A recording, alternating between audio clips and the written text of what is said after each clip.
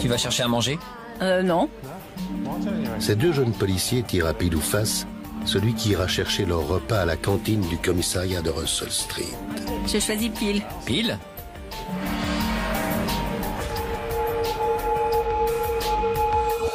Et ils ne se doutent pas qu'ils viennent de confier leur destin à un tirage au sort.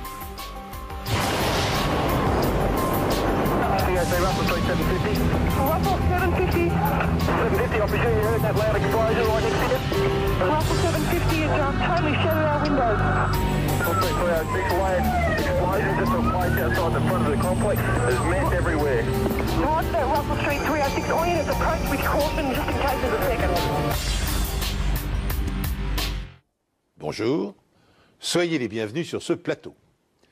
Depuis une quinzaine d'années, des attentats terroristes ensanglantent la planète. Paris, New York, Bali, Madrid, Casablanca ou Londres ont été touchés. Et chacun d'entre nous redoute que d'autres cibles ne viennent un jour allonger cette liste macabre. Mais l'attentat à la bombe de Russell Street se déroule à Melbourne en 1986, à une époque où la plupart des pays sont encore heureusement épargnés. S'agit-il déjà d'un acte perpétré par une organisation politique, comme ce fut le cas à Paris un an plus tôt? Ou faut-il l'attribuer au milieu du grand banditisme? Aussitôt après la déflagration, un détachement exceptionnel d'une centaine d'enquêteurs, spécialistes en explosifs et techniciens de la police scientifique, est sur place, plus déterminé que jamais à arrêter les coupables.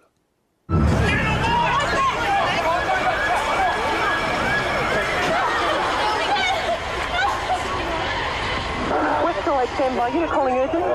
7507, we have people with injuries north of the complex. We require ambulance, please.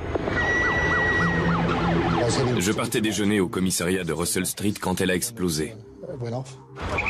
J'ai été projeté dans les airs sur environ 20 mètres et j'ai atterri au milieu de la chaussée, couché sur le dos. J'ai cru qu'une voiture m'avait renversé. J'étais grièvement blessé à la jambe droite, alors j'ai rampé jusqu'au mur du commissariat.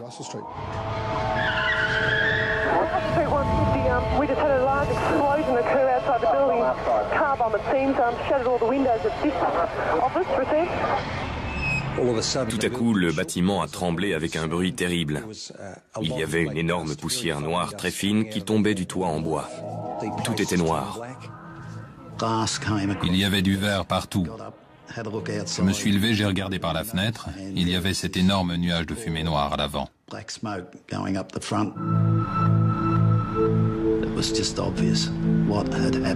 On a tout de suite compris ce qui s'était passé. Il n'y avait pas le moindre doute pour moi. C'était une bombe.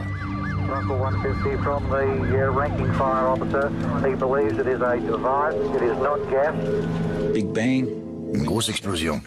Les vitres se sont brisées et on est sorti. C'était le tout début, j'ai dit on passe nos combinaisons et on y va. On était persuadés qu'il y avait une autre bombe.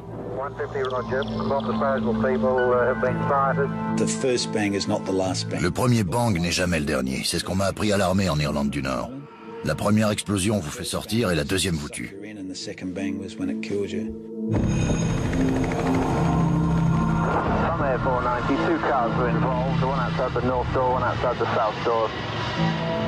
Une voiture garée devant la porte sud est soupçonnée de contenir la deuxième bombe. J'ai commencé à descendre la rue en direction de cette voiture. J'avais une corde autour de la taille pour qu'on puisse me ramener en cas de problème.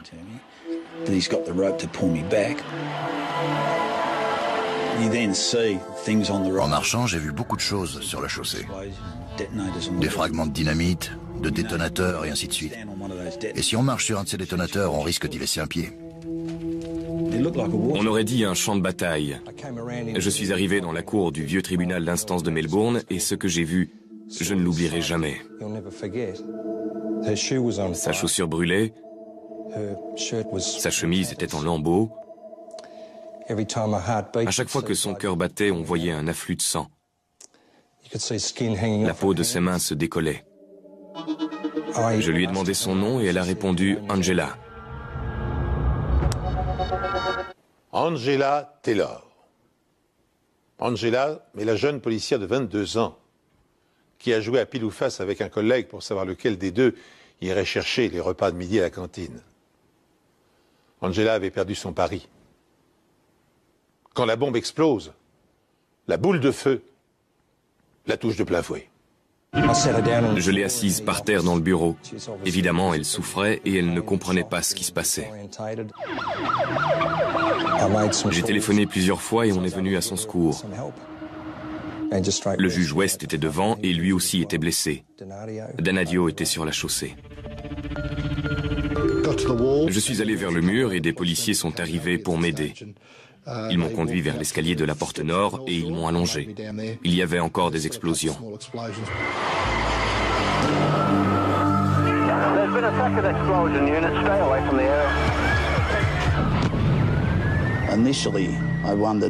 J'ai alors cru que c'était une série d'explosions, mais après quelques minutes, j'ai compris que c'était simplement des détonateurs qui explosaient. On les avait amorcés et déclenchés. Pendant ce temps-là, Dennis Tipping atteint la deuxième voiture, qui est garée derrière celle qui a explosé. Le pompier ne voulait pas intervenir, et ce n'était pas son travail.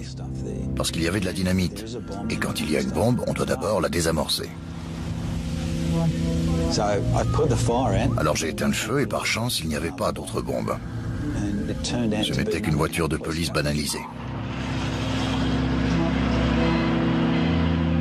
Au bout de 40 minutes, le feu est éteint, la ville bouclée, et 21 personnes sont hospitalisées.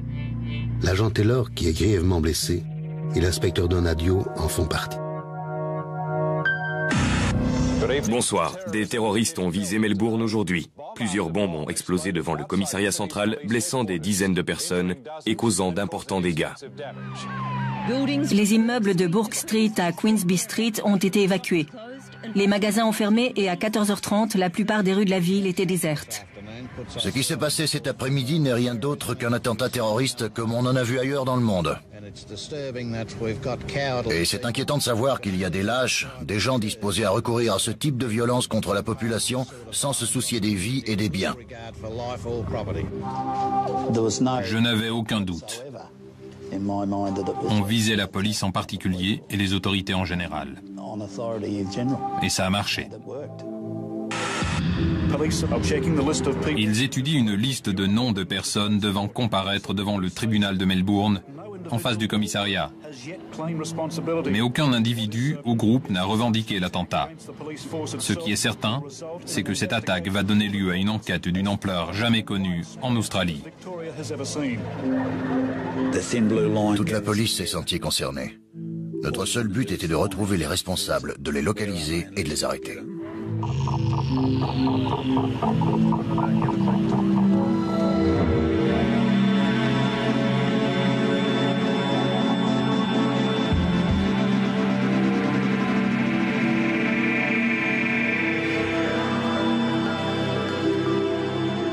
Une voiture piégée a explosé devant le commissariat de police de Russell Street. 21 personnes ont été blessées. L'agent Angela Taylor lutte contre la mort. Et les indices permettant d'identifier le responsable se trouvent parmi ces débris, éparpillés sur plusieurs pâtés de maisons. Mais pour plus de sécurité, il faut d'abord faire intervenir les démineurs.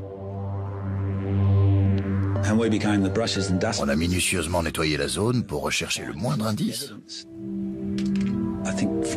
D'après mes souvenirs, on a dû y passer presque 5 jours.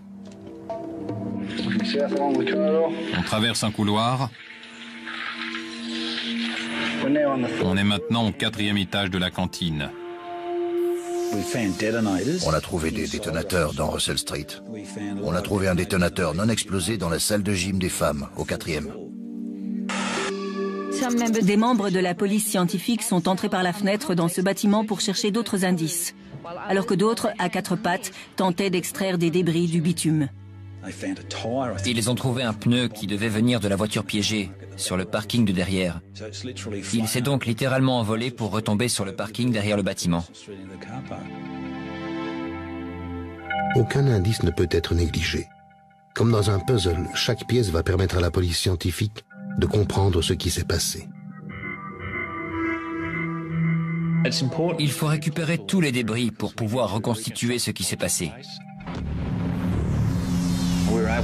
Nous avons pu établir que la voiture piégée était retombée à plusieurs mètres du lieu de l'explosion. Il y avait en effet un cratère dans la chaussée, mais la voiture piégée était à plusieurs mètres de là, vers l'est. Comme vous le voyez, la profondeur est d'environ 15 cm, à l'endroit le plus profond. Et la longueur est d'environ 1,50 m. Quand nous avons commencé à travailler sur la voiture piégée, la plupart des dégâts étaient visibles à l'arrière du véhicule, ce qui semblait indiquer que la bombe avait été placée dans le coffre. C'est là que la barre de remorquage est retombée. Là, ça doit être un morceau du différentiel. Il y a de l'huile d'un côté et des traces d'explosifs de l'autre. Il devait venir comme ça. On a le différentiel et les explosifs à l'avant du différentiel. Au cours d'un autre examen, on a constaté qu'il y avait eu une deuxième explosion entre les sièges avant ou sur la console centrale. Cette deuxième explosion a été neutralisée par la première, celle de la bombe dans le coffre. Tous les détonateurs intacts et les bâtons de dynamite qu'on a retrouvés à l'avant du véhicule et qui n'avaient pas explosé l'ont confirmé.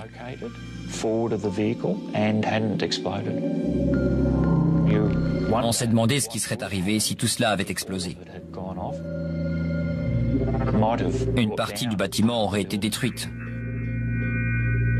Il retrouve aussi une grande quantité de fils électriques autour de la voiture, ainsi que le système de mise à feu.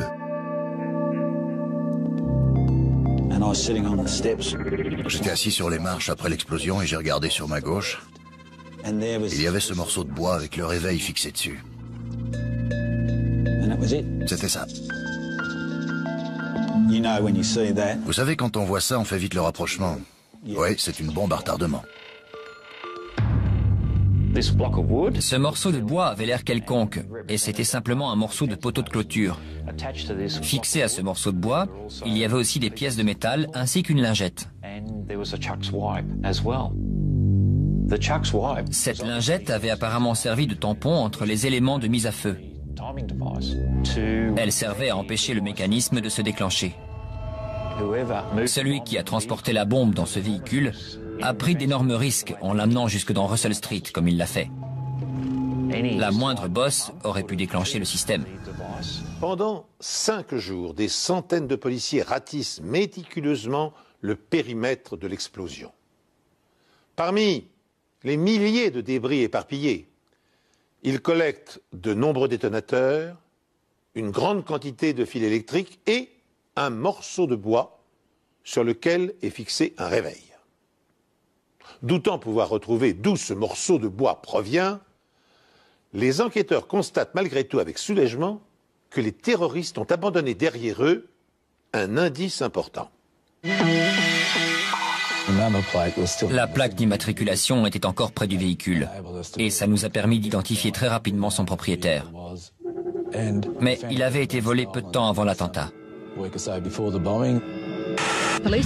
Selon la police, l'explosion principale a été causée par 50 bâtons de dynamite placés dans le coffre d'une Holden Commodore de 79 chamois et blanc garée devant le commissariat.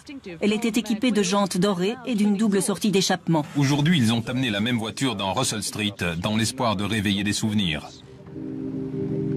La police expose aussi la couverture de voyage retrouvée dans la voiture. Les enquêteurs disent que cette couverture n'appartient pas aux propriétaires de la voiture volée et qu'elle pourrait donc les aider. Elle était en très bon état, si on tient compte de l'explosion. Et on a découvert qu'elle avait servi à recouvrir le système de mise à feu. En examinant cette couverture, on a trouvé des poils de chien. Ces poils de chien étaient courts et ça devait être ceux d'une race de terrier. Les policiers ont reçu 20 appels depuis hier et cette réaction les encourage. Ils vont vérifier ces nouvelles informations pour voir si elles sont utiles.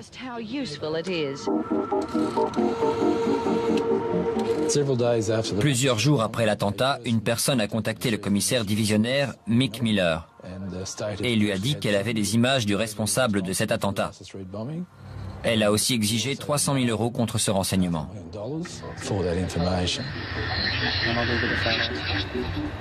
Cette personne appelle à 5 reprises. Chaque appel est passé de différentes cabines téléphoniques dans le faubourg de Saint-Kilda, puis tout s'arrête. On a d'abord pensé qu'il s'agissait d'un malade, mais on ne pouvait pas négliger une chose pareille. Le Premier ministre de l'État, John Kaine, et le commissaire Mick Miller ont promis une récompense de 300 000 €. Mais lors d'une conférence de presse, ils ont refusé de dire pourquoi ils avaient pris cette décision. L'offre d'une telle somme devrait permettre d'obtenir des renseignements essentiels. Et je ne souhaite pas divulguer la nature de ces renseignements, car cela risquerait de tout compromettre. En faisant cette offre, le Premier ministre de l'État et le commissaire Miller espèrent appâter l'informateur qui ne cesse d'appeler la police. S'il est sérieux et n'a rien à se reprocher, il se manifestera et fournira des renseignements. Dans le cas contraire, il abandonnera son harcèlement. Les enquêteurs devront alors se contenter d'analyser les nouveaux indices dont ils disposent. La carcasse de la Holden Commodore 79 qui contenait la bombe et une couverture couverte de poils de chien.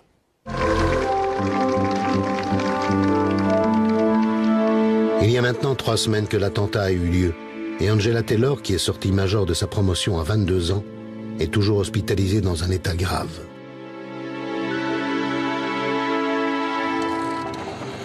La police espère que cette personne anonyme, qu'elle tente de convaincre avec une récompense, la conduira au responsable de l'attentat. C'était une opération de grande envergure, impliquant toutes les forces de police autour de Melbourne.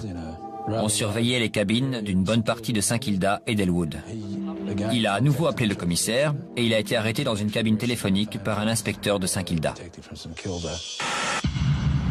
Vladimir Richter, un chimiste de 38 ans, a été arrêté hier alors qu'il contactait la police depuis une cabine publique. La police a déclaré que les fausses informations sur l'attentat de Russell Street fournies par Richter lui avaient fait perdre beaucoup de temps et d'énergie. Tandis qu'une piste s'évanouit, une autre apparaît. Ce portrait robot en noir et blanc a été réalisé grâce au renseignement d'un témoin qui prétend avoir vu l'homme garer la voiture dans Russell Street aux environs de 12h30. Ce portrait robot ressemblait beaucoup à un criminel de seconde zone du nom de Claudio Crupi. Les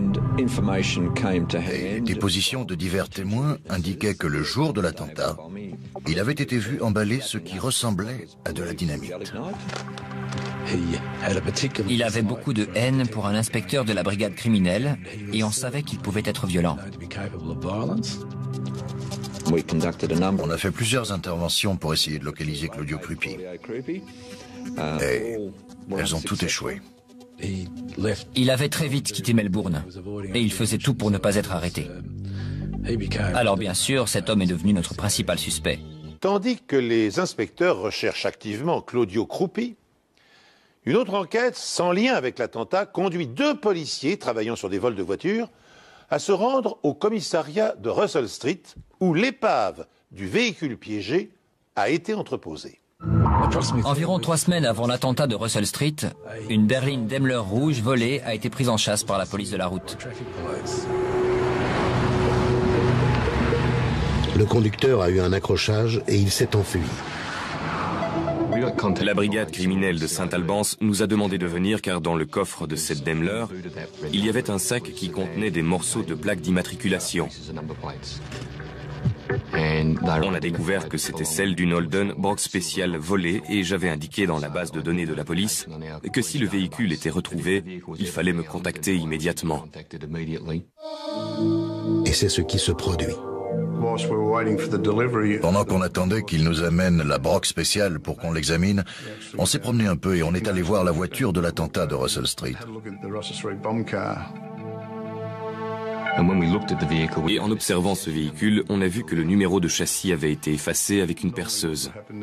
Normalement, pour ça, ils utilisent une meuleuse d'angle. Avec une perceuse, ça prend plus de temps et c'est assez curieux. On n'avait encore jamais vu ça. Le fait que quelqu'un perce le châssis pour faire disparaître son numéro était vraiment étrange. Entre-temps, la police a retrouvé Claudio Crupi. Claudio David Crupi, 29 ans, a été amené devant le juge John Dugan. Son avocat a déclaré que son client acceptait d'être interrogé mais aussi de participer à une séance d'identification. Il a déclaré que Krupy niait sa participation à l'attentat. Krupy est à présent au commissariat de Russell Street où l'attentat a eu lieu il y a près de 3 semaines et on continue de l'interroger. Claudio Krupy nie farouchement avoir emballé de la dynamite le jour de l'attentat, comme l'a prétendu un informateur.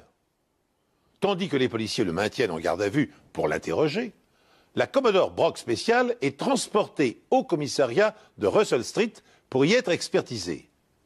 Cette voiture contient un indice qui stupéfie les enquêteurs et leur offre bientôt un nouveau suspect. Quand la Brock spéciale argent est arrivée, on a soulevé le capot et on a constaté à nouveau que le numéro de châssis avait été supprimé à la perceuse. C'était la même méthode que celle utilisée sur l'autre véhicule de la même marque qu'on avait vu à environ 15 mètres de là.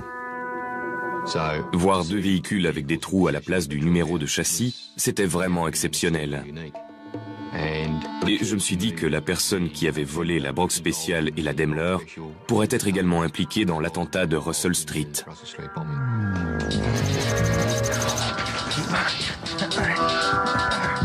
Les policiers s'intéressent maintenant à l'incident survenu 3 semaines avant l'attentat et cherchent à identifier le voleur de la Daimler. Le voleur du véhicule s'est enfui. Il a traversé plusieurs pâtés de maison avant d'arrêter une voiture qui passait par là. Va-t'en! Ferme la porte! Mais l'agent de police qui a poursuivi la Daimler a eu le temps de voir le conducteur. On lui a montré plusieurs photos et il a identifié Peter Reed. Peter Reed était connu de la brigade pour d'autres délits. On faisait alors une enquête sur lui et des membres de sa famille pour différents vols de voitures. On soupçonnait Peter Reed d'être impliqué dans le trafic de plaques d'immatriculation. Sa technique consistait à acheter une épave, puis à voler une voiture identique sur laquelle il gravait les numéros de la vieille voiture, avant de la faire immatriculer comme une voiture neuve. Avec la voiture de l'attentat de Russell Street et son châssis percé, et l'autre véhicule, on avait 2 voitures volées par des personnes différentes, mais qui utilisaient le même modus operandi. Peter Reed était apparemment lié à ces 2 vols, mais était-il pour autant l'auteur de l'attentat?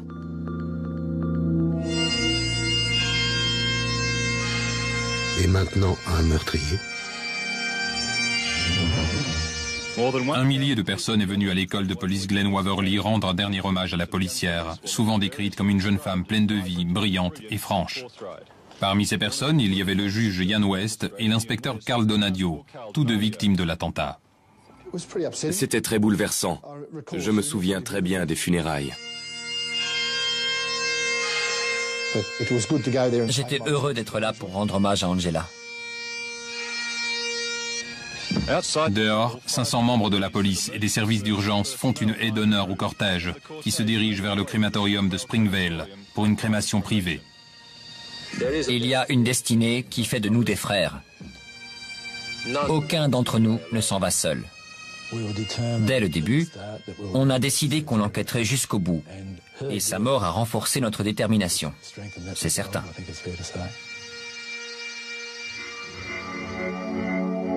La police a 2 suspects.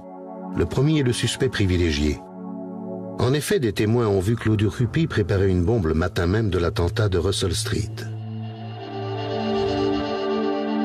Claudio Krupy est resté le principal suspect dans cette enquête.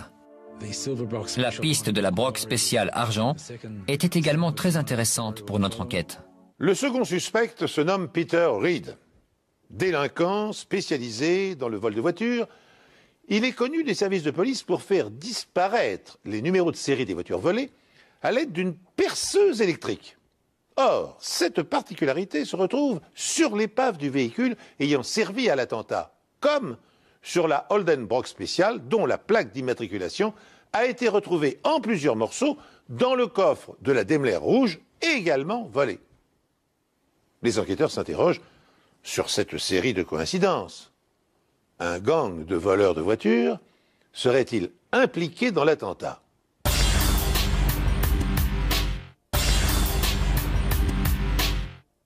Dans l'enquête sur la broque argent, le principal suspect s'appelle Peter Reed. Il est aussi suspect dans l'attentat de Russell Street, car on a retrouvé sur la broque Commodore des marques identiques à celles de la voiture utilisée pour l'attentat.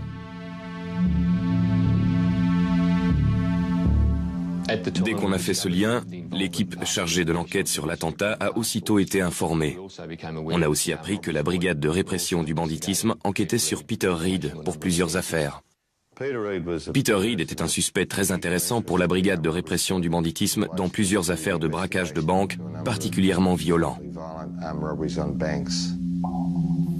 Cette Commodore argent a servi à défoncer la façade d'une banque où un hold-up a eu lieu l'après-midi même de l'attentat. Nous avons alors coopéré pour faire surveiller Peter Reed.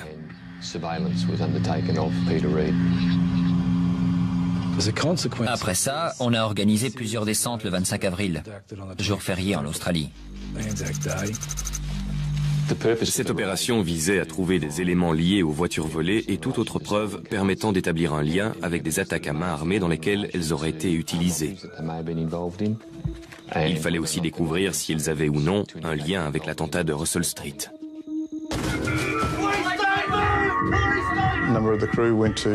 Des membres de l'équipe sont entrés dans la chambre de droite et je suis entré dans celle de gauche avec Mark Willey.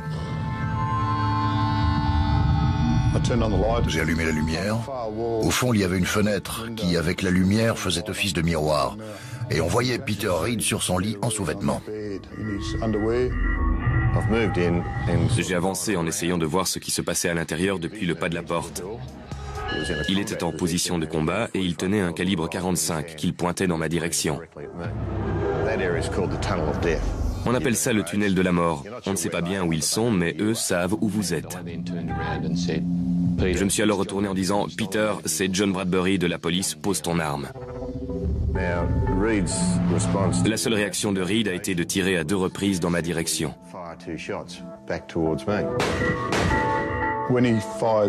Quand il a tiré les 2 premières balles, j'ai compris qu'il était vraiment prêt à se battre contre la police. Ces 2 balles me sont passées à ras du nez. En me servant de la fenêtre comme miroir, j'ai tiré 2 fois avec mon fusil à pompe à travers la porte. Les balles ont traversé la porte de la chambre dans sa direction. J'ai ensuite essayé de recharger mon fusil, mais j'ai eu un souci. J'ai levé la tête et il n'était plus là où il était juste avant. J'ai décidé d'entrer dans la chambre pour lui faire face. Dès qu'il a vu le canon dépasser de la porte, il a encore tiré 2 fois.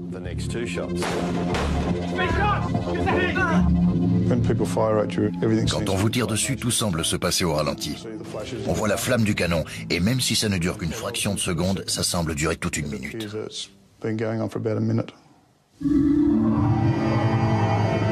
Je savais que j'avais été touché. J'avais l'impression d'avoir été renversé par un camion. Reed a sauté de son lit. Il est arrivé du côté de la fenêtre en pointant immédiatement son arme vers moi. Il a tiré 2 balles dans ma direction et j'ai riposté en tirant 2 fois. J'ai vu qu'il était tombé à terre, j'ai repoussé le pistolet avec mon pied, puis on l'a menotté. Je portais une parka de ski avec un élastique à la taille. Et la balle m'a touché, mais quand j'ai relâché l'élastique de la ceinture de ma parka, la balle est tombée par terre. J'ai dit à l'un des inspecteurs, « Enregistre bien ça. On a la scène de crime, mais je suis encore en charge de l'enquête. » Après la fusillade, on a demandé à la police scientifique de venir au domicile de Reed. On a trouvé beaucoup de preuves. Il y avait un Magnum 45 dans la chambre où la fusillade avait eu lieu. Il y avait plusieurs armes à feu qui se trouvaient dans le salon. Et on a constaté que les numéros de série avaient été détruits avec une perceuse. Et ça nous a aussitôt fait penser aux numéros de châssis de la voiture piégée et à ceux de la Commodore Brock Argent. Et parmi les autres objets retrouvés dans le salon, il y avait des scanners. Leur numéro de série avait aussi été effacé et par terre, il y avait un sac à dos en toile. Et posé sur ce sac, il y avait 2 détonateurs. On a trouvé que ces détonateurs ressemblaient beaucoup à ceux utilisés dans l'attentat de Russell Street. À l'intérieur du sac, il trouve 4 paquets bien emballés. Dans le papier journal, il y avait des bâtons de dynamite. Les mêmes, ou à peu près les mêmes, que ceux utilisés dans l'attentat de Russell Street. Alors, on n'allait certainement pas tarder à identifier les responsables de l'attentat de Russell Street. On n'a pas pu trouver de clôture en bois correspondant aux morceaux de bois découverts sur le lieu de l'attentat.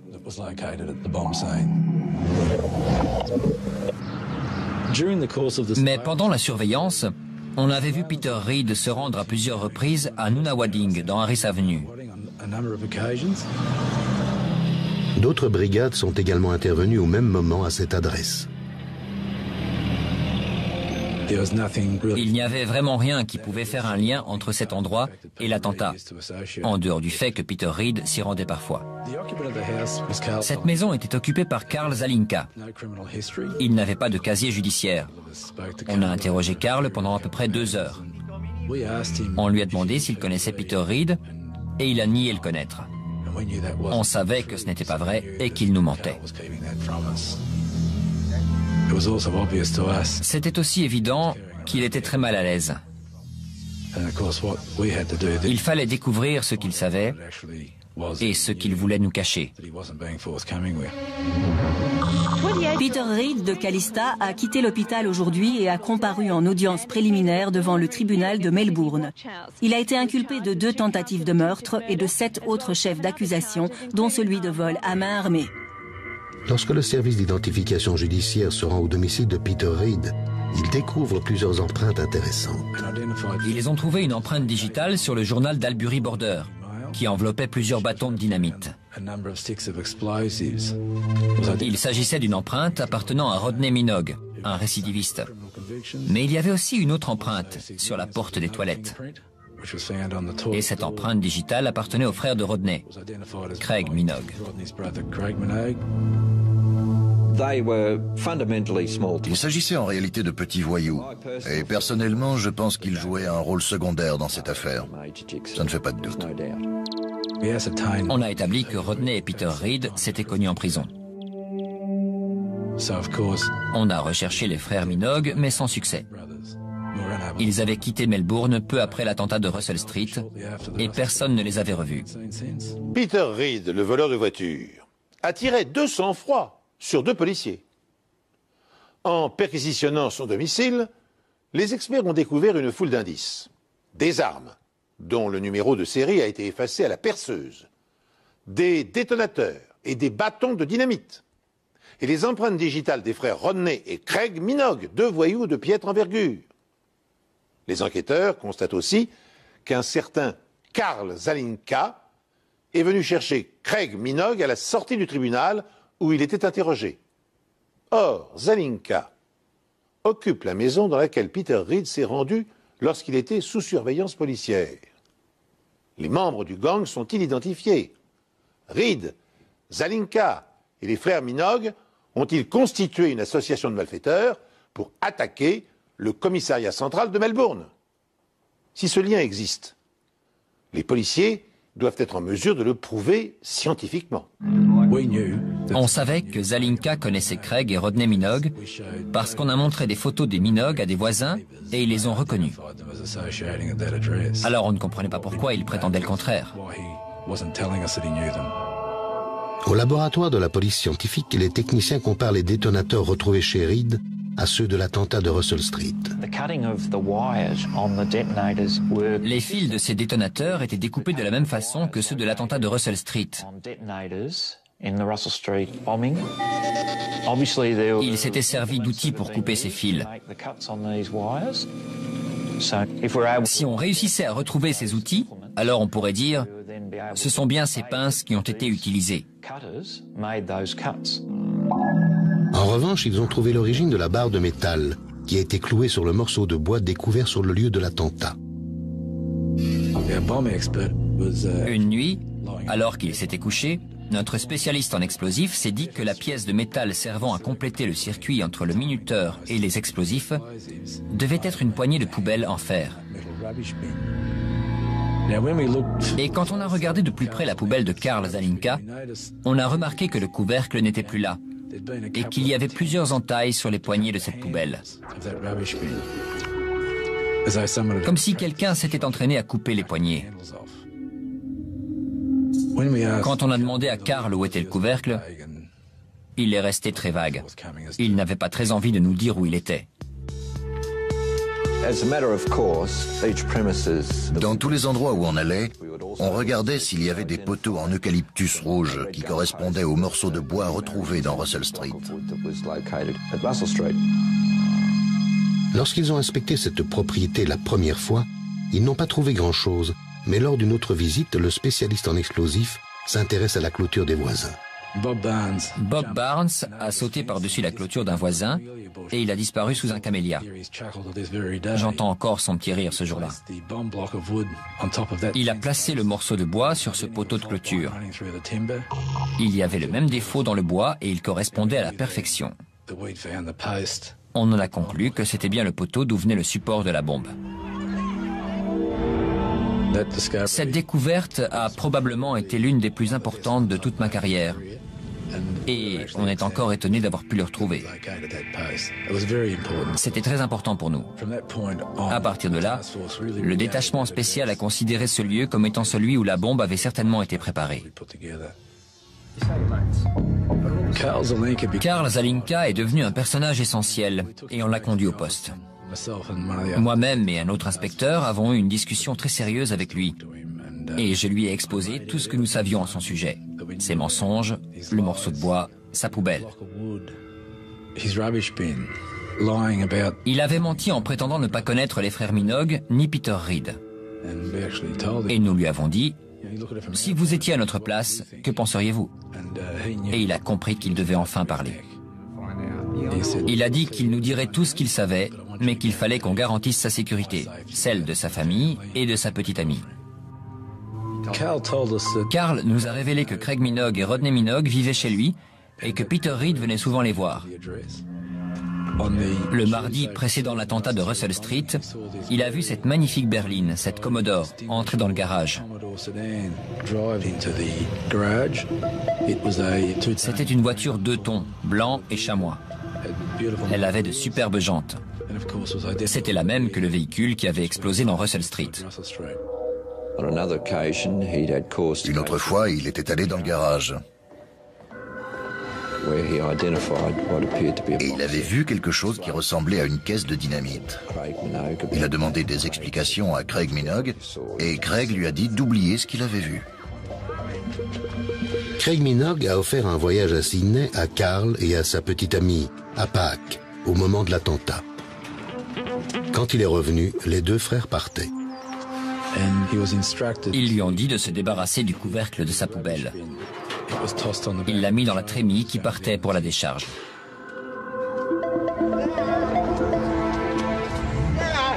Après la déposition de Karl, Peter Reed est accusé du meurtre d'Angela Taylor.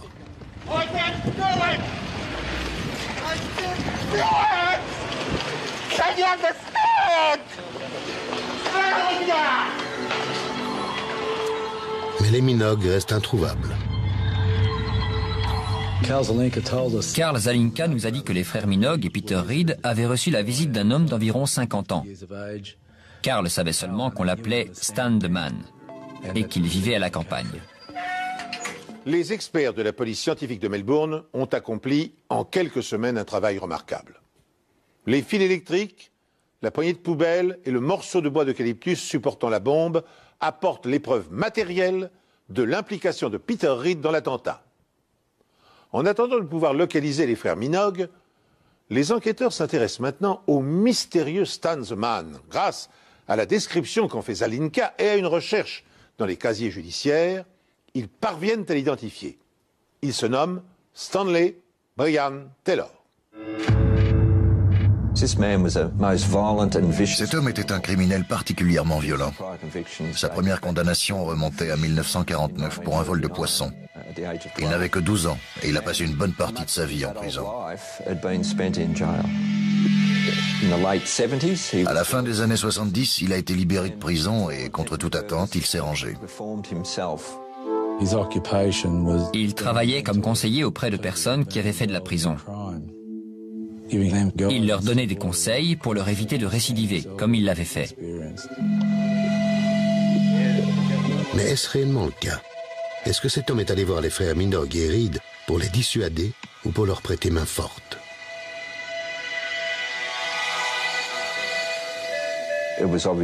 Il était évident que cet homme ne changerait jamais. Les gens de son espèce ne changent pas. Il y a beaucoup de pression sur les épaules des enquêteurs qui tentent de retrouver les 3 suspects apparemment impliqués dans l'attentat de Russell Street qui a causé la mort d'Angela Taylor. On a découvert que Craig et Rodney Minogue avaient acheté une maison à Beership, non loin de chez Stan Taylor. On s'est rendu là-bas et on a arrêté Stan Taylor. Stan a levé les mains en l'air et nous a dit qu'il savait que Craig et Rodney étaient impliqués dans l'attentat. Ça ne m'a pas du tout surpris. Stanley Taylor est un indicateur dans l'âme. Publiquement, il ne dit rien qui permettrait d'identifier quelqu'un, mais en privé, il traite autant qu'il peut avec la police pour se protéger. Stan est un véritable lâche. Quand la pression montait, il pliait tout de suite. Quand on est allé chez les Minogue, il n'était pas là. Et Stan nous a tout de suite indiqué le nom de l'hôtel où il logeait. Ce matin, la police est intervenue dans un motel de Swan Hill et a interpellé 2 hommes qui ont été interrogés durant des heures. L'un d'entre eux, Craig Minogue, a comparu il y a peu de temps devant le tribunal de Swan Hill. Il a été inculpé du meurtre d'Angela Taylor et de tentative de meurtre sur l'agent Donadio et le juge West. Son frère, qui est âgé de 20 ans, est encore interrogé. Durant leur détention, la police scientifique examine leur domicile. On a retrouvé plusieurs objets. Il y avait des armes à feu. Il y avait un puissant appareil de gravure. À cette adresse, il y avait aussi un terrier. Les poils de ce chien étaient identiques par la taille et la couleur aux poils retrouvés sur la couverture de l'attentat à la bombe de Russell Street.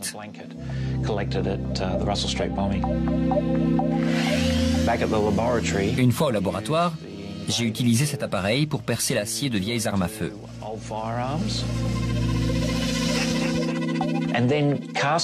En relevant l'empreinte de la fraise de l'appareil, j'ai pu conclure que les marques laissées à la place des numéros de série sur les autres armes correspondaient. Et c'était également valable pour la voiture piégée. Sans oublier la Commodore argent. Pour moi, il ne faisait aucun doute que cette fraise avait un rapport avec ces armes à feu et avec l'attentat de Russell Street. Il découvre d'autres indices dans une remise louée par les frères Minogue. En plus d'un livre sur les explosifs et des détonateurs, il découvre des outils très intéressants. Il y avait une cisaille à tôle avec des poignées bleues. Nous les avons utilisés pour sectionner du fil de fer semblable à celui qui se trouvait sur les détonateurs afin de déterminer si les traces laissées étaient les mêmes que celles retrouvées sur ceux ayant servi pour l'attentat à la bombe. C'est bien le cas. Les fils de détonateurs trouvés chez Peter Reed, ceux de la remise des Minogue et du lieu de l'attentat présentent tous les mêmes marques laissées par cet outil.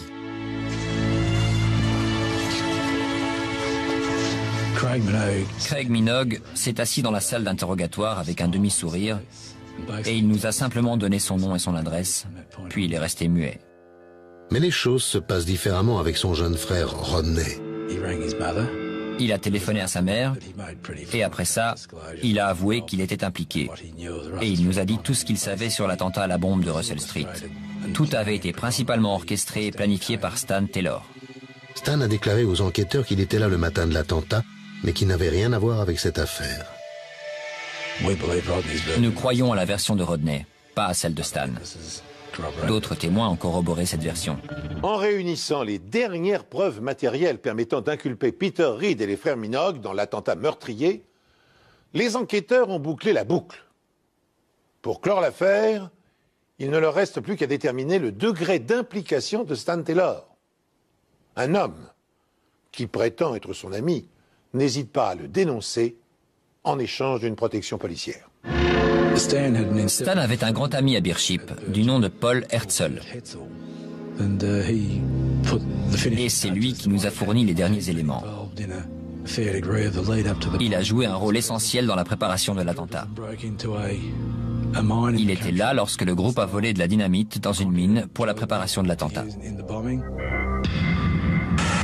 Inculpé de meurtre et de blessures volontaires lors de l'attentat de Russell Street survenu il y a 2 ans, Stanley Taylor, Peter Reed, Craig Minogue et son frère Rodney ont tous les 4 plaidé non coupables. Le procès des 4 hommes est un énorme soulagement pour tous. Un jour, on s'est garé devant le commissariat de Saint-Kilda et on a rencontré de jeunes policiers qu'on n'avait jamais vus. Et l'émotion qu'on a perçue chez eux nous a fait comprendre qu'ils étaient heureux car Angela était une amie. Paul Herzl a déclaré qu'après le vol dans la mine, Stan Taylor et Craig Minogue ont testé les détonateurs dans un lieu isolé. Ensuite, Craig Minogue a dit que lui, Taylor et Reed avaient l'intention de détruire le commissariat de Russell Street. Les éléments présentés au procès ont démontré que la voiture piégée avait été amenée dans Russell Street par Craig Minogue et Peter Reed, alors que Stan Taylor les suivait avec la broque spéciale.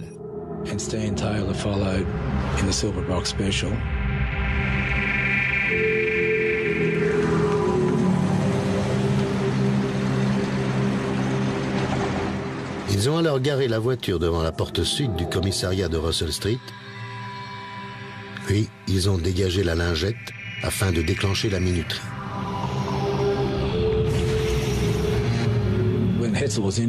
Quand on a interrogé Herzl, il nous a dit qu'ils avaient attendu que la bombe explose.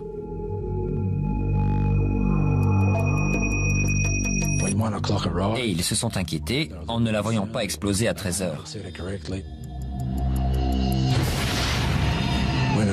Et quand la détonation s'est finalement produite, ils ont exulté dans la voiture. On était donc certain de disposer d'assez de preuves pour faire condamner les principaux responsables. Stan Taylor, Peter Reed, Craig Minogue et son frère Rodney ont regagné le tribunal pour entendre le verdict, mais pas avant de faire connaître leurs sentiments.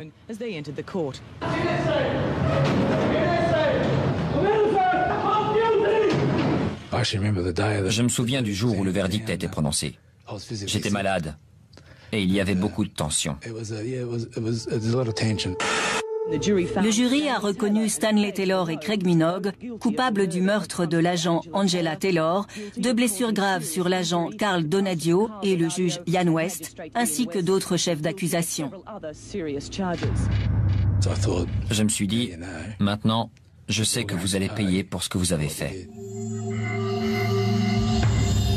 Stanley Taylor est condamné à la perpétuité. Il ne pourra jamais être libéré. Craig Minogue est également condamné à la perpétuité avec une période de sûreté de 28 ans.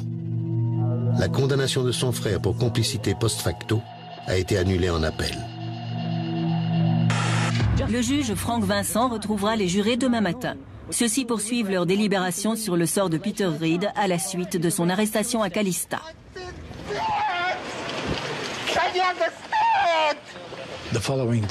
Le lendemain de la condamnation de Taylor et des frères Minogue, les jurés ont rendu leur verdict sur Peter Reed. Aujourd'hui, Peter Reed a été reconnu coupable de tentative de meurtre sur l'agent Stephen Quincy lors de l'intervention policière à son domicile 1 mois après l'attentat. Il est aussi reconnu coupable de blessures volontaires avec arme sur l'agent Mark Willey durant cette même opération. Toutefois, le jury l'a innocenté des principaux chefs d'accusation dans le cadre de l'attentat, notamment du meurtre de l'agent de police de 22 ans, Angela Taylor.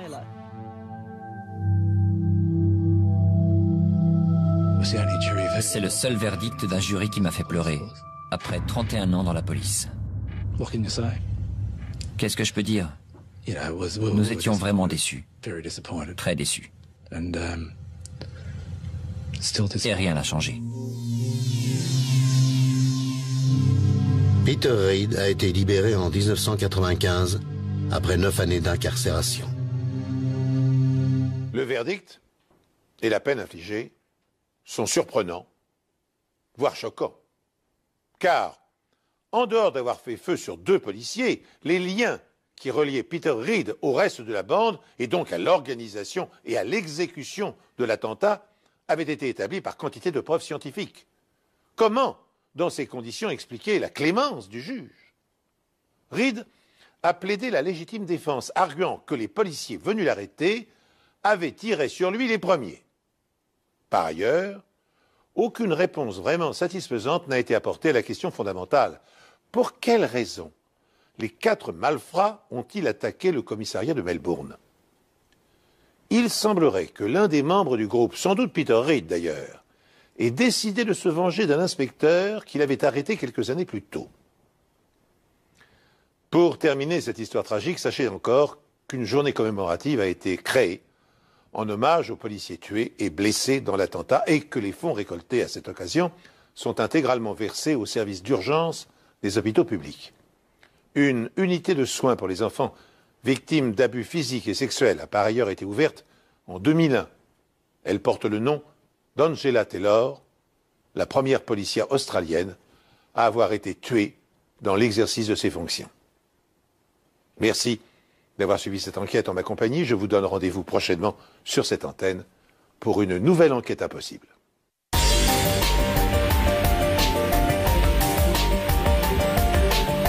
La particularité se retrouve sur l'épave du véhicule ayant servi à l'attentat, comme sur la Holden Brock spéciale dont la plaque d'immatriculation a été retrouvée en plusieurs morceaux dans le coffre de la Daimler rouge, également volée. Les enquêteurs s'interrogent sur cette série de coïncidences. Un gang de voleurs de voitures serait-il impliqué dans l'attentat?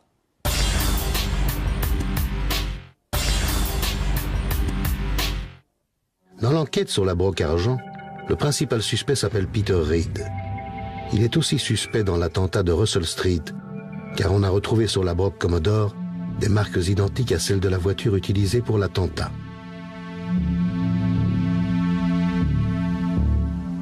Dès qu'on a fait ce lien, l'équipe chargée de l'enquête sur l'attentat a aussitôt été informée. On a aussi appris que la brigade de répression du banditisme enquêtait sur Peter Reid pour plusieurs affaires. Peter Reid était un suspect très intéressant pour la brigade de répression du banditisme dans plusieurs affaires de braquage de banques particulièrement violents. Cette Commodore argent a servi à défoncer la façade d'une banque où un hold-up a eu lieu l'après-midi même de l'attentat. Nous avons alors coopéré pour faire surveiller Peter Reid.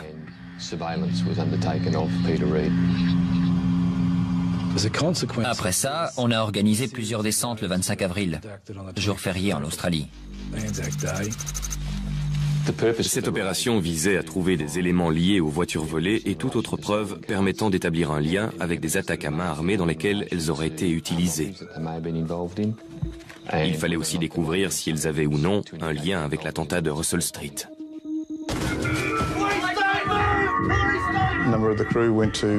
Des membres de l'équipe sont entrés dans la chambre de droite et je suis entré dans celle de gauche avec Mark Willey. J'ai allumé la lumière. Au fond, il y avait une fenêtre qui, avec la lumière, faisait office de miroir. Et on voyait Peter Reid sur son lit en sous-vêtements. J'ai avancé en essayant de voir ce qui se passait à l'intérieur depuis le pas de la porte. Il était en position de combat et il tenait un calibre 45 qu'il pointait dans ma direction. On appelle ça le tunnel de la mort. On ne sait pas bien où ils sont, mais eux savent où vous êtes. Je me suis alors retourné en disant « Peter, c'est John Bradbury de la police, pose ton arme ». La seule réaction de Reid a été de tirer à 2 reprises dans ma direction.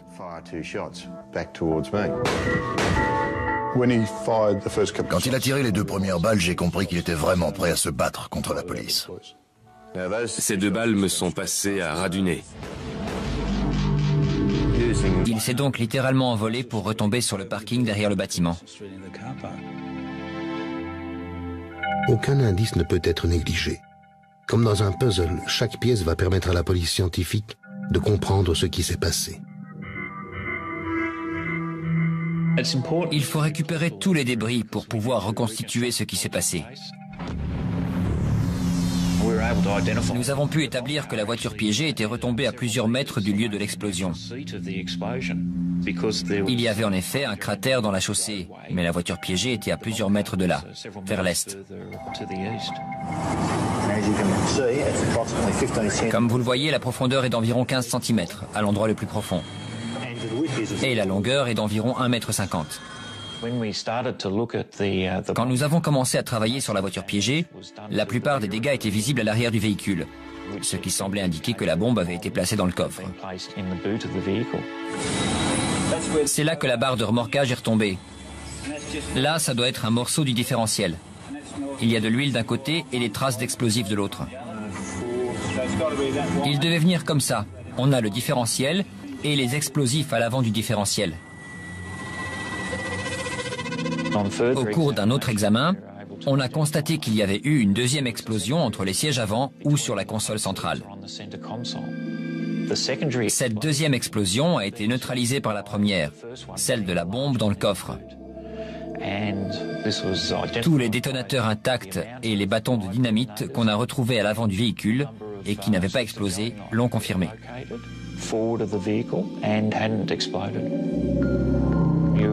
On s'est demandé ce qui serait arrivé si tout cela avait explosé. Une partie du bâtiment aurait été détruite.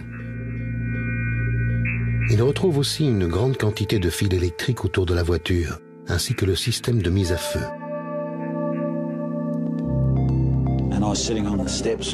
J'étais assis sur les marches après l'explosion et j'ai regardé sur ma gauche.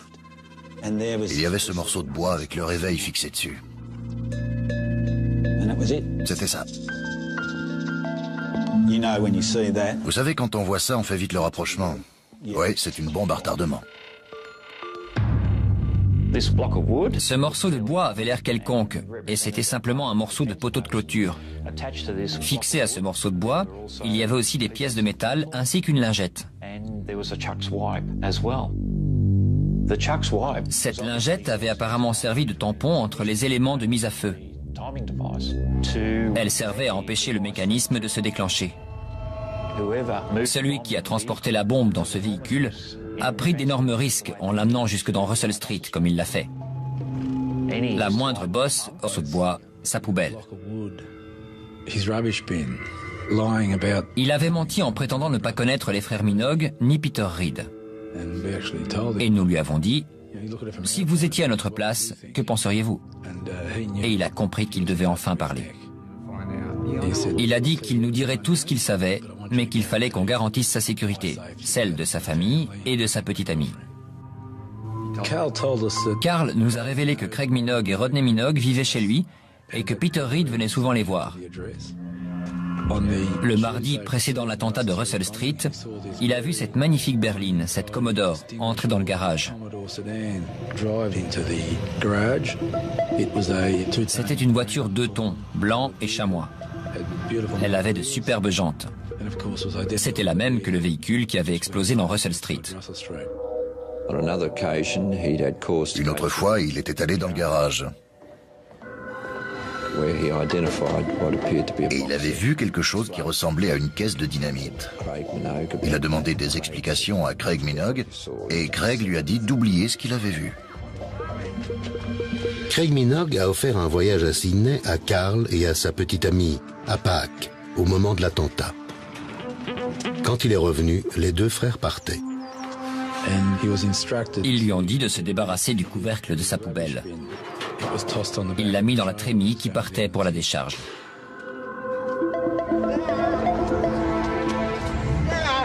Après la déposition de Carl, Peter Reed est accusé du meurtre d'Angela Taylor.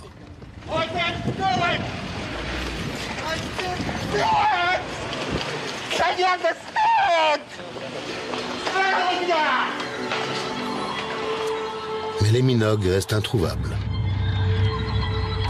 Carl Zelinka nous a dit que les frères Minogue et Peter Reed avaient reçu la visite d'un homme d'environ 50 ans. Carl savait seulement qu'on l'appelait Stan the Man et qu'il vivait à la campagne. Les experts de la police scientifique de Melbourne ont accompli en quelques semaines un travail remarquable. Les fils électriques, la poignée de poubelle et le morceau de bois d'eucalyptus supportant la bombe apportent les preuves matérielles de l'implication de Peter Reed dans l'attentat. En attendant de pouvoir localiser les frères Minogue, les enquêteurs s'intéressent maintenant au mystérieux Stan the Man, grâce à la description qu'en fait Zelinka et à une recherche dans les casiers judiciaires. Ils parviennent à l'identifier. Il se nomme Stanley Brian Taylor. Cet homme était un criminel particulièrement violent. Sa première condamnation remontait à 1949 pour un vol de poissons. Il n'avait que 12 ans et il a passé une bonne partie de sa vie en prison. Comme si quelqu'un s'était entraîné à couper les poignets. Quand on a demandé à Carl où était le couvercle, il est resté très vague. Il n'avait pas très envie de nous dire où il était. Dans tous les endroits où on allait, on regardait s'il y avait des poteaux en eucalyptus rouge qui correspondaient aux morceaux de bois retrouvés dans Russell Street. Lorsqu'ils ont inspecté cette propriété la première fois, ils n'ont pas trouvé grand-chose, mais lors d'une autre visite, le spécialiste en explosifs s'intéresse à la clôture des voisins. Bob Barnes a sauté par-dessus la clôture d'un voisin et il a disparu sous un camélia. J'entends encore son petit rire ce jour-là. Il a placé le morceau de bois sur ce poteau de clôture. Il y avait le même défaut dans le bois et il correspondait à la perfection. On en a conclu que c'était bien le poteau d'où venait le support de la bombe. Cette découverte a probablement été l'une des plus importantes de toute ma carrière. Et on est encore étonné d'avoir pu le retrouver. C'était très important pour nous. À partir de là, le détachement spécial a considéré ce lieu comme étant celui où la bombe avait certainement été préparée. Carl Zelinka est devenu un personnage essentiel et on l'a conduit au poste. Moi-même et un autre inspecteur avons eu une discussion très sérieuse avec lui. Et je lui ai exposé tout ce que nous savions à son sujet. Ses mensonges, le morceau de bois, sa poubelle. Il avait menti en prétendant ne pas connaître les frères Minogue ni Peter Reed. Et nous lui avons dit, si vous étiez à notre place, que penseriez-vous? Et il a compris qu'il devait enfin parler. Il a dit qu'il nous dirait tout ce qu'il savait, mais qu'il fallait qu'on garantisse sa sécurité, celle de sa famille et de sa petite amie. Carl nous a révélé que Craig Minogue et Rodney Minogue vivaient chez lui et que Peter Reed venait souvent les voir.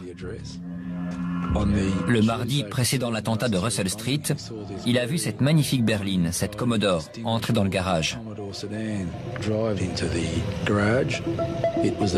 C'était une voiture 2 tons, blanc et chamois. Elle avait de superbes jantes. C'était la même que le véhicule qui avait explosé dans Russell Street. Une autre fois, il était allé dans le garage. Et il avait vu quelque chose qui ressemblait à une caisse de dynamite. Il a demandé des explications à Craig Minogue et Craig lui a dit d'oublier ce qu'il avait vu. Craig Minogue a offert un voyage à Sydney à Carl et à sa petite amie, à Pâques, au moment de l'attentat. D'importants dégâts. Les immeubles de Bourke Street à Queensby Street ont été évacués. Les magasins ont fermé et à 14h30, la plupart des rues de la ville étaient désertes. Ce qui s'est passé cet après-midi n'est rien d'autre qu'un attentat terroriste comme on en a vu ailleurs dans le monde. Et c'est inquiétant de savoir qu'il y a des lâches, des gens disposés à recourir à ce type de violence contre la population sans se soucier des vies et des biens. Je n'avais aucun doute. On visait la police en particulier et les autorités en général. Et ça a marché. Ils étudient une liste de noms de personnes devant comparaître devant le tribunal de Melbourne en face du commissariat. Mais aucun individu ou groupe n'a revendiqué l'attentat. Ce qui est certain, c'est que cette attaque va donner lieu à une enquête d'une ampleur jamais connue en Australie. Toute la police s'est sentie concernée. Notre seul but était de retrouver les responsables, de les localiser et de les arrêter.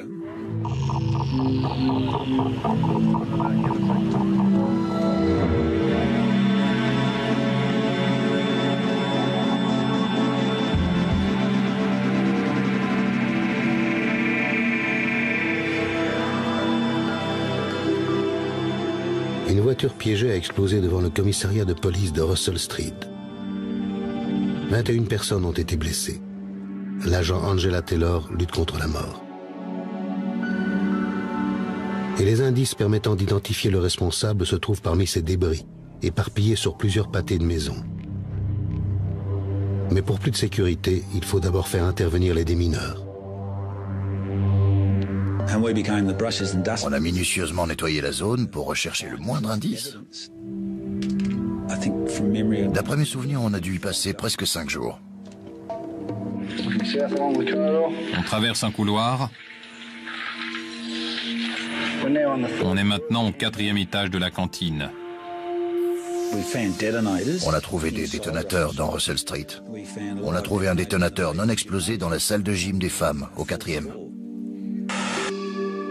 Des membres de la police scientifique sont entrés par la fenêtre dans ce bâtiment pour chercher d'autres indices, alors que d'autres, à 4 pattes, tentaient d'extraire des débris du bitume. Ils ont trouvé un pneu qui devait venir de la voiture piégée, sur le parking de derrière. Il s'est donc littéralement envolé pour retomber sur le parking derrière le bâtiment. Aucun indice ne peut être négligé. Comme dans un puzzle, chaque pièce va permettre à la police scientifique de comprendre ce qui s'est passé. Il faut récupérer tous les débris pour pouvoir reconstituer ce qui s'est passé. Des milliers de débris éparpillés. Ils collectent de nombreux détonateurs, une grande quantité de fils électriques et un morceau de bois sur lequel est fixé un réveil. Doutant pouvoir retrouver d'où ce morceau de bois provient, les enquêteurs constatent malgré tout avec soulagement que les terroristes ont abandonné derrière eux un indice important. La plaque d'immatriculation était encore près du véhicule et ça nous a permis d'identifier très rapidement son propriétaire. Mais il avait été volé peu de temps avant l'attentat. Selon la police, l'explosion principale a été causée par 50 bâtons de dynamite placés dans le coffre d'une Holden Commodore de 79 chamois et blanc garée devant le commissariat. Elle était équipée de jantes dorées et d'une double sortie d'échappement. Aujourd'hui, ils ont amené la même voiture dans Russell Street dans l'espoir de réveiller des souvenirs. La police expose aussi la couverture de voyage retrouvée dans la voiture. Les enquêteurs disent que cette couverture n'appartient pas aux propriétaires de la voiture volée et qu'elle pourrait donc les aider. Elle était en très bon état, si on tient compte de l'explosion. Et on a découvert qu'elle avait servi à recouvrir le système de mise à feu. En examinant cette couverture, on a trouvé des poils de chien. Ces poils de chien étaient courts et ça devait être ceux d'une race de terrier. Les policiers ont reçu 20 appels depuis hier et cette réaction les encourage. Ils vont vérifier ces nouvelles informations pour voir si elles sont utiles.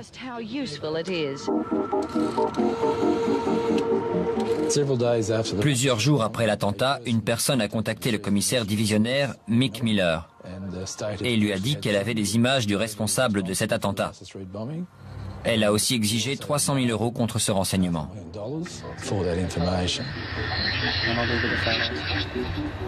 Cette personne appelle à 5 reprises. Chaque appel est passé de différentes cabines téléphoniques dans le faubourg de Saint-Kilda, puis tout s'arrête. On a d'abord pensé qu'il s'agissait d'un malade, mais on ne pouvait pas négliger une chose pareille. Le Premier ministre de l'État, John Cain, et le commissaire Mick Miller ont promis une récompense de 300 000 €. Mais lors d'une conférence de presse, ils ont refusé de dire pourquoi ils avaient pris cette décision. L'offre d'une telle somme devrait permettre d'obtenir des renseignements essentiels. Et je ne souhaite pas divulguer la nature de ces renseignements, car cela risquerait de tout compromettre. En faisant cette offre, le Premier ministre de l'État et le commissaire Miller espèrent appâter l'informateur qui ne cesse d'appeler la police. Nous les avons utilisés pour sectionner du fil de fer semblable à celui qui se trouvait sur les détonateurs afin de déterminer si les traces laissées étaient les mêmes que celles retrouvées sur ceux ayant servi pour l'attentat à la bombe. C'est bien le cas. Les fils de détonateurs trouvés chez Peter Reed, ceux de la remise des Minogue et du lieu de l'attentat présentent tous les mêmes marques laissées par cet outil.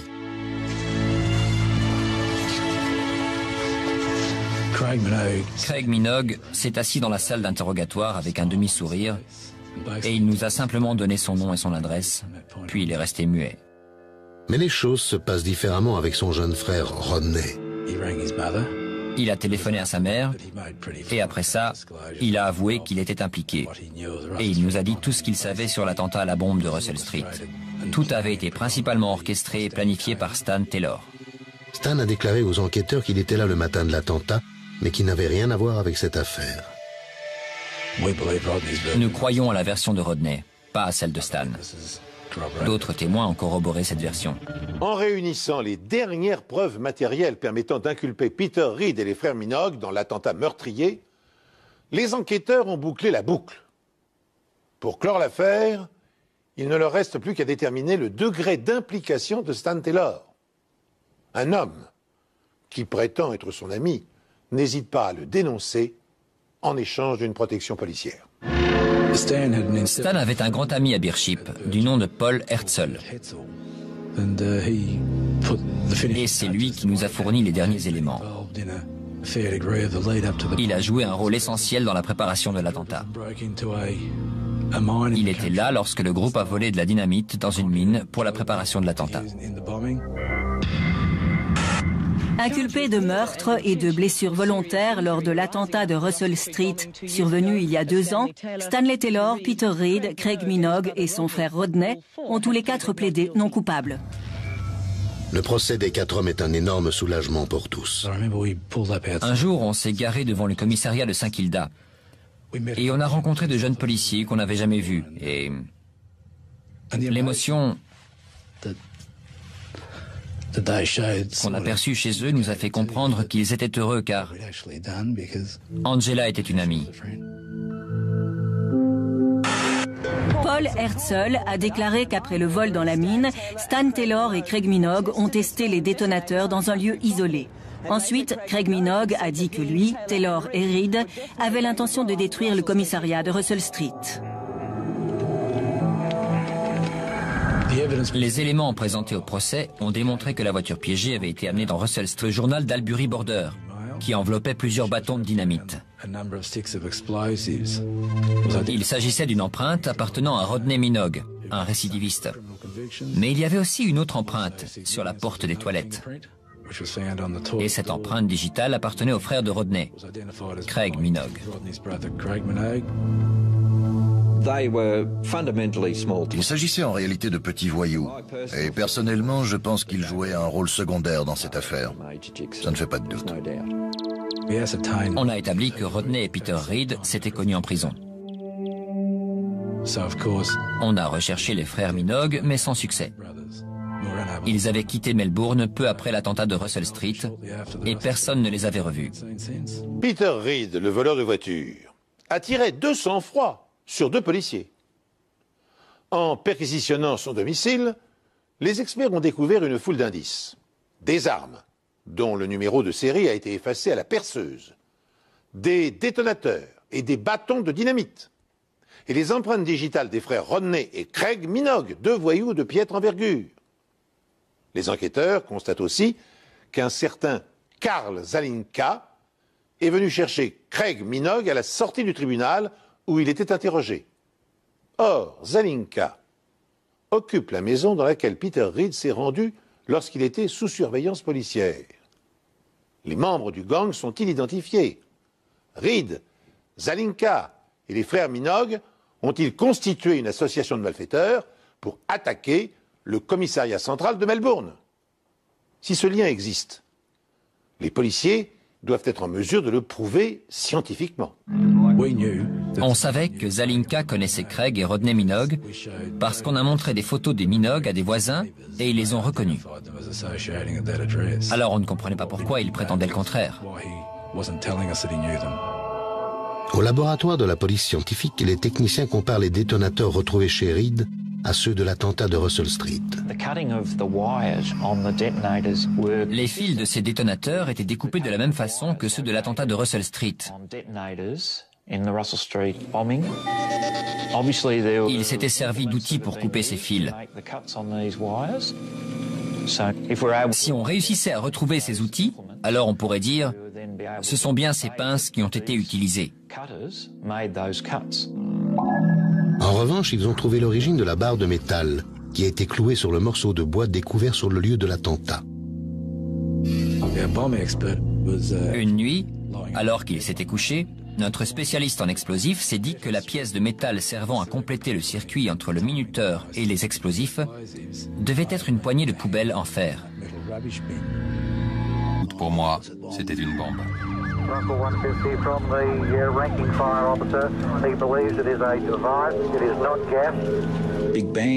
Une grosse explosion. Les vitres se sont brisées et on est sorti. C'était le tout début, j'ai dit on passe nos combinaisons et on y va. On était persuadé qu'il y avait une autre bombe.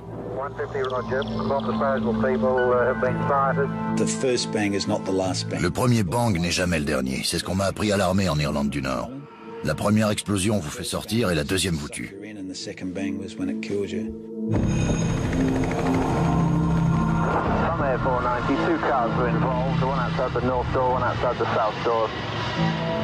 Une voiture garée devant la porte sud est soupçonnée de contenir la deuxième bombe. J'ai commencé à descendre la rue en direction de cette voiture. J'avais une corde autour de la taille pour qu'on puisse me ramener en cas de problème.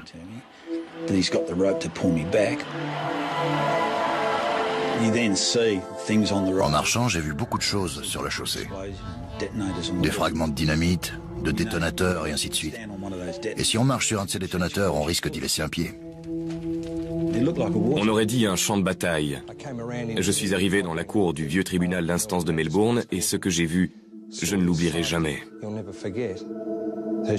Sa chaussure brûlait, sa chemise était en lambeaux. À chaque fois que son cœur battait, on voyait un afflux de sang.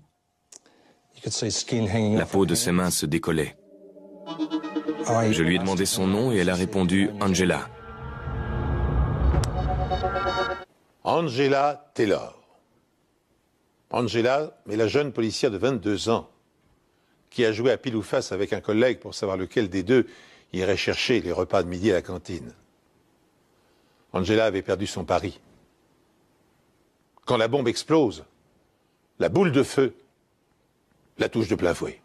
Je l'ai assise par terre dans le bureau. Évidemment, elle souffrait et elle ne comprenait pas ce qui se passait. J'ai téléphoné plusieurs fois et on est venu à son secours. Le juge West était devant et lui aussi était blessé. Danadio était sur la chaussée. Je suis allé vers le mur et des policiers sont arrivés pour m'aider. Ils m'ont conduit vers l'escalier de la porte nord et ils m'ont allongé. Il y avait encore des explosions.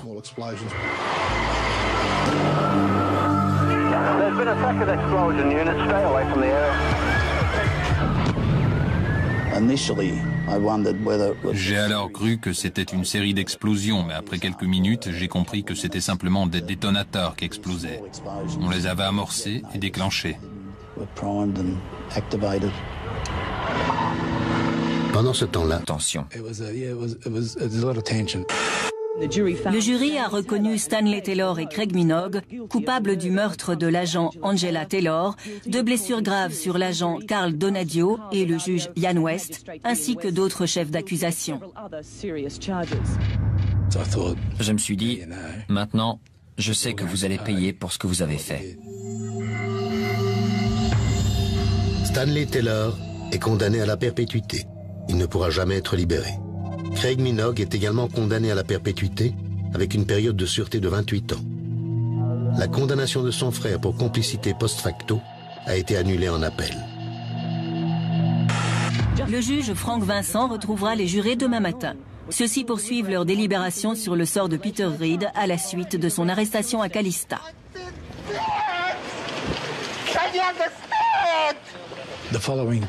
Le lendemain de la condamnation de Taylor et des frères Minogue, les jurés ont rendu leur verdict sur Peter Reed. Aujourd'hui, Peter Reed a été reconnu coupable de tentative de meurtre sur l'agent Stephen Quincy lors de l'intervention policière à son domicile un mois après l'attentat. Il est aussi reconnu coupable de blessures volontaires avec arme sur l'agent Mark Willey durant cette même opération. Toutefois, le jury l'a innocenté des principaux chefs d'accusation dans le cadre de l'attentat, notamment du meurtre de l'agent de police de 22 ans, Angela Taylor.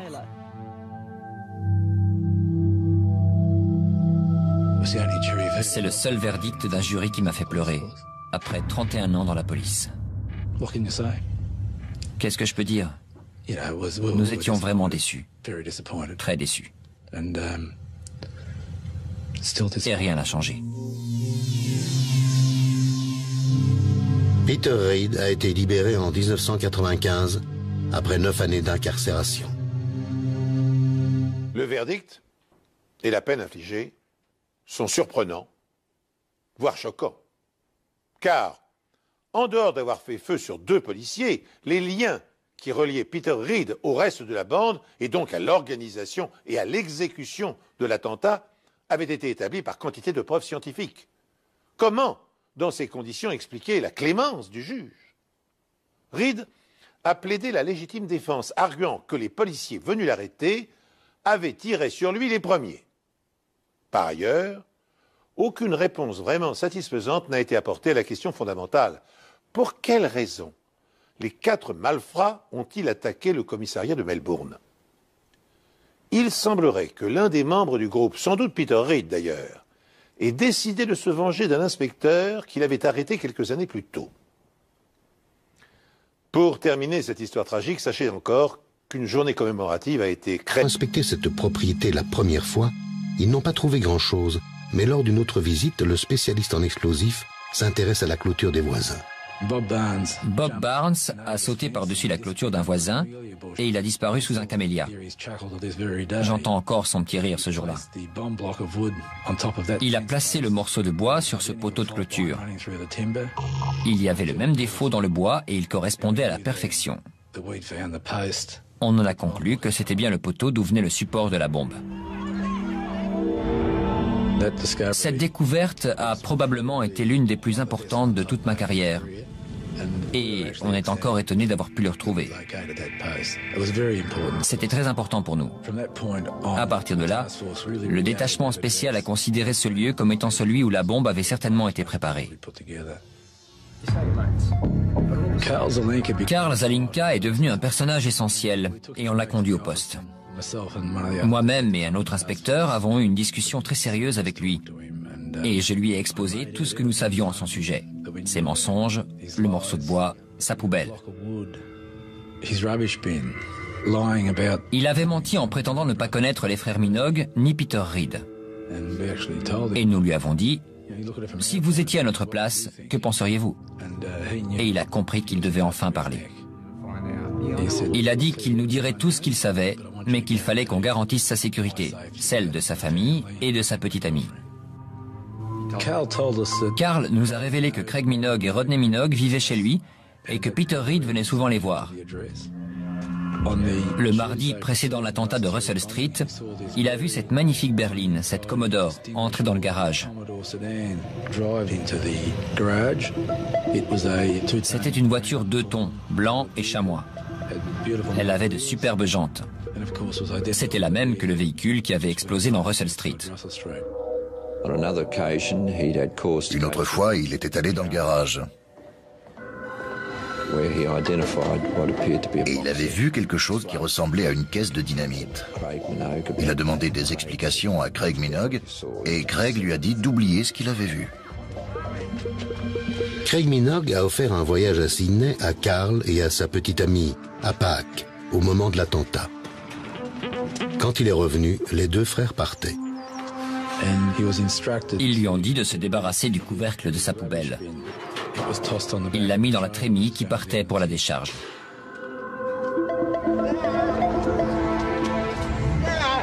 Après la déposition de Carl, Peter Reid est accusé du meurtre d'Angela Taylor.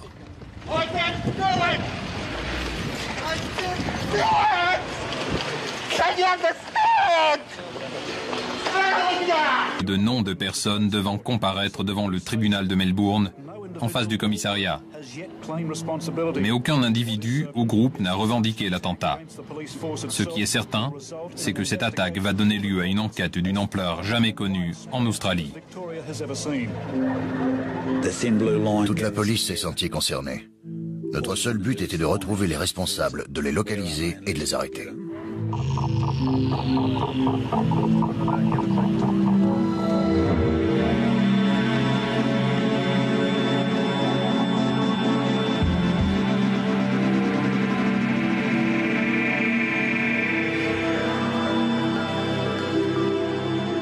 Une voiture piégée a explosé devant le commissariat de police de Russell Street.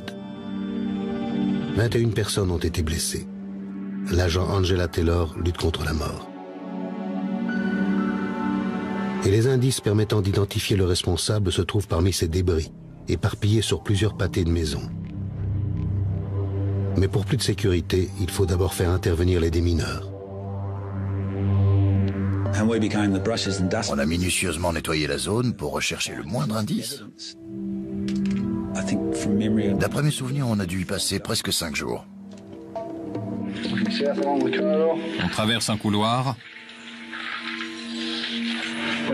On est maintenant au 4e étage de la cantine. On a trouvé des détonateurs dans Russell Street. On a trouvé un détonateur non explosé dans la salle de gym des femmes, au 4e. Des membres de la police scientifique sont entrés par la fenêtre dans ce bâtiment pour chercher d'autres indices, alors que d'autres, à 4 pattes, tentaient d'extraire des débris du bitume. Ils ont trouvé un pneu qui devait venir de la voiture piégée, sur le parking de derrière. Il s'est donc littéralement envolé pour retomber sur le parking derrière le bâtiment. Aucun indice ne peut être négligé. Comme dans un puzzle, chaque pièce va permettre à la police scientifique de comprendre ce qui s'est passé. Il faut récupérer tous les débris pour pouvoir reconstituer ce qui s'est passé. Nous avons pu établir que la voiture piégée était retombée à plusieurs mètres du lieu de l'explosion. Il y avait en effet un cratère dans la chaussée, mais la voiture piégée était à plusieurs mètres de là, vers l'est. Comme vous le voyez, la profondeur est d'environ 15 cm, à l'endroit le plus profond. Et la longueur est d'environ 1,50 m. Quand nous avons commencé à travailler sur la voiture piégée, la plupart des dégâts étaient visibles à l'arrière du véhicule, ce qui semblait indiquer que la bombe avait été placée dans le coffre. C'est là que la barre de remorquage est retombée,